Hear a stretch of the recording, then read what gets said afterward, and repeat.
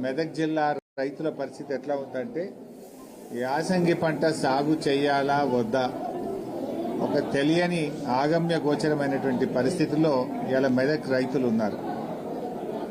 ముఖ్యంగా గణపురం ఆనకట్టకు ఈ యాసంగి పంటకు ప్రభుత్వం నీళ్లు విడుదల చేస్తుందా చేయదా అని అర్థం కాక రైతులు చాలా కన్ఫ్యూజన్లో ఉన్నటువంటి పరిస్థితి.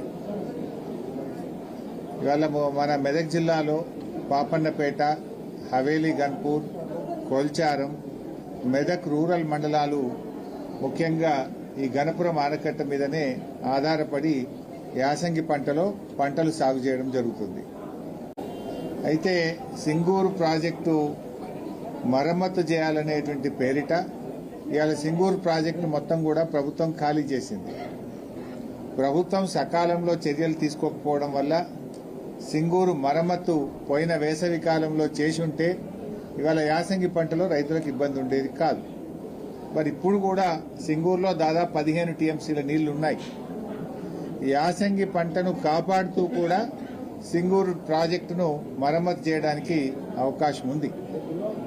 కానీ ప్రభుత్వానికి చిత్తశుద్ది లేదు. ఇవాళ రైతుల్ని చాలా కన్ఫ్యూజన్లో పెడతా ఉన్నారు. ఇవాళ చాలా మంది రైతులు కూడా ప్రభుత్వం నుంచి ఏదైనా స్పష్టత ఇస్తారేమో, ఏదైనా ప్రకటన ఇస్తారేమో అని చెప్పి చూస్తా